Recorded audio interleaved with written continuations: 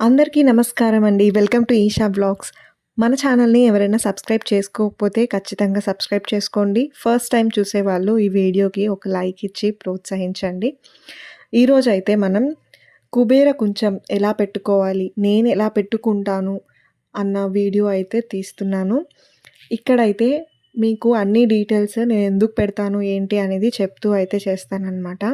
ముందుగా అయితే మనము ఎవరికైనా కానీ ఆర్థిక ఇబ్బందులు ఉన్నా, లేదా ధనానికి ఏదైనా లోటున్నా, లేదా తినడానికి ఇబ్బంది పడుతున్నా, అంటే మనం అన్నం దొరకకుండా లేక ఆ రోజు ఫుడ్ అనేది మనకి దొరకకుండా ఉన్నా, లేదు మనం వచ్చే నెక్స్ట్ తరాలకి ధనానికి కానీ, అన్నానికి కానీ ఏ లోటు లేకుండా ఉండాలి అని అనుకున్న వాళ్ళైతే ఖచ్చితంగా ఈ కుబేర కుంచాన్ని వాళ్ళ ఇంట్లో అయితే పెడతారు. నేను అలాగే ఆ పర్పస్‌తోనే పెడుతున్నాను ఇంట్లో. ఇది నేను ముందు నుంచే మనం మా పూజా గది వ్లాగ్స్ చూసారంటే మీరు ఖచ్చితంగా కనిపిస్తుంది. ఈరోజు దీన్ని సులభంగా ఎలాంటి వస్తువులతో చేసుకోవచ్చు, అంటే పెట్టుకోవచ్చు, ఎప్పుడు పెట్టుకోవాలి అన్నదైతే మనం మాట్లాడుకుందాం. మనం ఇప్పుడు మార్గశిర మాసంలో ఉన్నాం కాబట్టి ఇంతకంటే మంచి టైం ఎప్పుడూ దొరకదు. మార్గశిర గురువారాలు కానీ, లేదా శుక్రవారాలు కానీ, లేదా మీకు ఆదివారం టైం దొరుకుతుందంటే ఆదివారం కానీ ఖచ్చితంగా అయితే పెట్టుకోండి.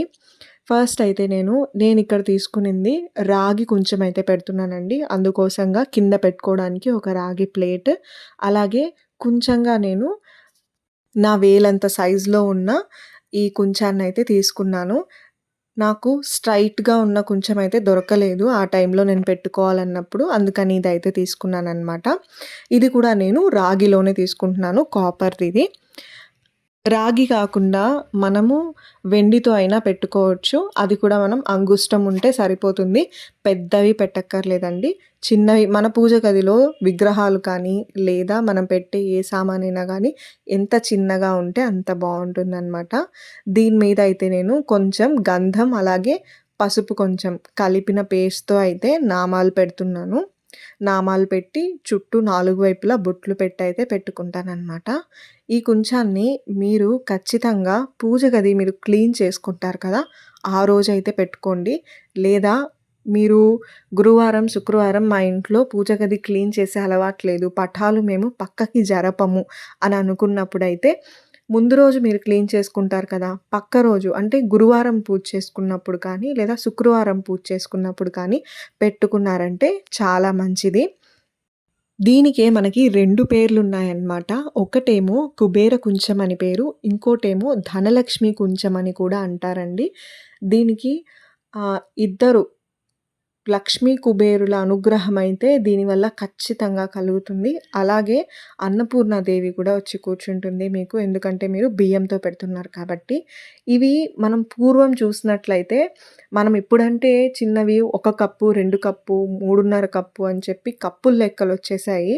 కాకపోతే మీకు పూర్వం చూసినట్లయితే పావు అనేది ఉండేది. లేదా బియ్యం కొలవడానికి అర్ధ సేరు, సేరు అలా ఉండే గ్లాసులు కానీ వాళ్ళ దగ్గర అంచనాగా ఉండే ఒక గిన్నెల్లాంటివి కానీ ఉండేవన్నమాట. ఆ డబ్బాలతోనే వాళ్ళైతే బియ్యాన్ని కొలిచి వేసేవాళ్ళు. ఇంకా పొలాలు పండించే వాళ్ళ ఇళ్ళల్లో అయితే ఖచ్చితంగా ఇవి ఉంటాయి. వాటితోనే వాళ్ళు మెజర్ చేసి రోజు వండుకునే అన్నంలో బియ్యం దాంతోనే కొలిచి వేసేవాళ్ళనమాట. ఇప్పుడైతే మనం గ్లాసులు యూజ్ చేస్తున్నాము. సో, అలాంటిది మనం ఆ కుంచల్లో ఉండే ఏదైతే మెజర్‌మెంట్ ఉందో అంగుళంతో ఉన్న సైజ్ తీసుకుంటే సరిపోతుందనమాట. ఇక్కడ నేను అలానే తీసుకొని మంచిగా గంధము, కుంకుమ, పసుపు మూడిటితో బొట్లు పెట్టుకుంటున్నాను. తర్వాత ఇక్కడ నేను ప్లేట్‌కి కూడా అలాగే గంధంతో, కుంకుమతో, పసుపుతో మూడిటితో ఉన్న బొట్లయితే పెట్టేసుకున్నాను. దీంట్లో మీరు రూ. 1 కాయిన్స్ కానీ, లేదా రూ. 2 కాయిన్స్ కానీ, మీ దగ్గర ఏవి కాయిన్స్ 4 లేదా అంతకంటే ఎక్కువైనా పెట్టుకోవచ్చు. నేనిక్కడ 4 అయితే పెట్టుకుంటున్నాను. 4 వైపులుగా పెట్టి దాని మీద అయితే కొంచెం నించునేలాగైతే పెడుతున్నాను. అన్నీ ఒకటే సైజులో ఉండేలా చూసుకోండి. ఎందుకంటే కొంచెం మనం పెట్టినప్పుడు ఎగుళ్ళు దిగులుగా ఉండకుండా ఉంటుందన్నమాట. ఒకటే ఫ్లాట్‌గా ఉండి మీరు ఒక రూ. 5, ఒక రూ. 2 పెట్టారంటే క్రాస్‌గా అయిపోతుంది. కొంచెం బ్యాలెన్స్ అయ్యి నించోదు. ఇలా అయితే నేను చక్కగా కుంచాన్ని నించోపెట్టుకుంటున్నాననమాట. దీంట్లో అయితే ఫస్ట్ మనం బియ్యం పోసుకోవాలండి. బియ్యము నేను 3 గుప్పులుగా తెచ్చి పెట్టుకున్నాను. ఫస్ట్ నేను ఒక హాఫ్ గుప్పెడైతే బియ్యం వేస్తున్నాను. దీని తర్వాత లక్ష్మీపరమైన వస్తువులన్నీ వేసుకోవాలి. నేనిక్కడ వేసేవైతే చూడండి, ఇక్కడ కొన్ని డబ్బులైతే వేస్తున్నాను. అలాగే నేను అరుణాచలం వెళ్ళినప్పుడు లక్ష్మీ కుబేర కాసు ఒకటి తెచ్చుకున్నాననమాట నేను. కాయిన్ అదొకటి. అండ్ అలాగే లక్ష్మీ గవ్వలుంటాయి గదా! అవి, అలాగే గోమతి చక్రాలు. ఇవైతే నేను 5 అవి, 5 ఇవి, 2 గవ్వలు 5, 5గా తీసుకున్నాను. అలాగే కొన్ని డబ్బులు, ఒక కాయిన్ అయితే పెడుతున్నాననమాట. మీ దగ్గర ఇంట్లో గోల్డ్ లేదా సిల్వర్ కాయిన్ ఉంటే అది వేసుకోవచ్చు. ఫస్ట్ అయితే నేను బియ్యం వేసేసాను కదా! ఇందులోకి కొన్ని కాయిన్స్ అయితే వేస్తున్నాను. అన్నీ ఒకేసారి వేయకూడదు. ఇలా అయితే నేను ఒక్కొక్క లేయర్‌గా వేసుకోవాలనమాట. చూస్తున్నారు కదా! ఫస్ట్ నేను కాయిన్స్ అయితే వేసి, దాని తర్వాత మళ్ళీ దీంట్లోకి ఇంకొక హాఫ్ గుప్పెడు బియ్యాన్నయితే వేస్తున్నాను.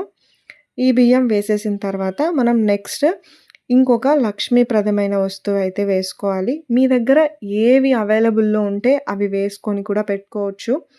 ఇంకొకటి తామర గింజలు, గురువింద గింజలు అంటారు కదా! అవి కూడా వేస్తారనమాట ఇక్కడ. నేను నాకు అవైలబుల్‌లో ఏమున్నాయో, ఏమి దొరికాయో వాటి వరకైతే వేసుకుంటున్నాను.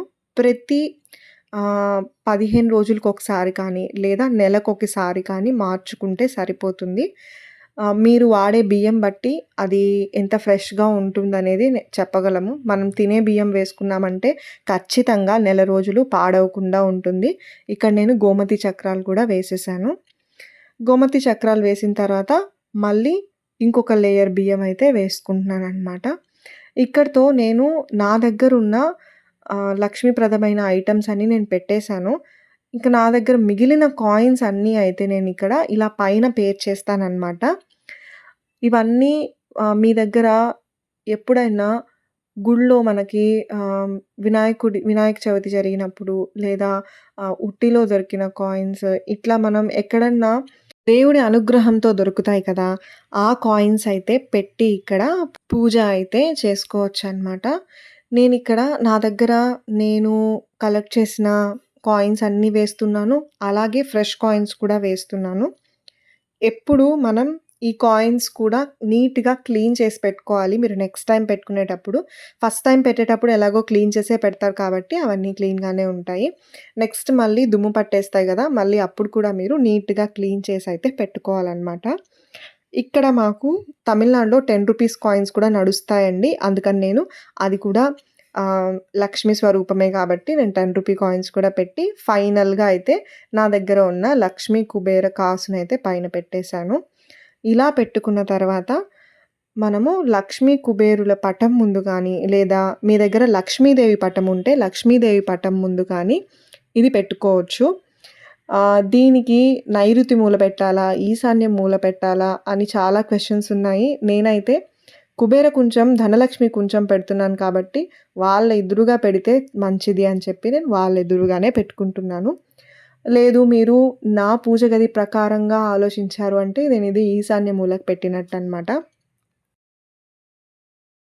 అంతే అండి. సింపుల్‌గా ధనలక్ష్మి కొంచెం లేదా కుబేర కొంచెం ఇలా పెట్టుకొని దీపారాధన చేసుకొని, ఆ లక్ష్మీదేవికి అర్చించుకొని ఆ రోజైతే ప్రసాదాలు స్వీకరించండి. అందరికీ ఆ లక్ష్మీ కుబేరుల అనుగ్రహం కలగాలని కోరుకుంటూ, అందరూ ఆయుర ఆరోగ్యాలతో, సుఖ సంతోషాలతో వర్ధిల్లాలని కోరుకుంటూ ఈ వీడియో ఇంతటితో ఎండ్ చేస్తున్నాను. మీ అందరికీ ఈ వీడియో ఎలా అనిపించిందో నాకు కమెంట్ సెక్షన్‌లో కమెంట్ చేయండి. అలాగే మన ఛానల్‌ని ఫాలో అయ్యే సబ్స్క్రైబర్స్ నా వీడియోస్ మీకు ఎక్కడన్నా కొంచెమైనా హెల్ప్ చేస్తే కమెంట్ సెక్షన్‌లో కమెంట్ చేయండి. ఇంకొక మంచి వీడియోతో మీ ముందుంటాను. అంతవరకు సెలవు మరి. సర్వే జనా సుఖినో భవంతు. లోకాః సమస్తాః సుఖినో భవంతు. ఓం శ్రీ మాత్రే నమః.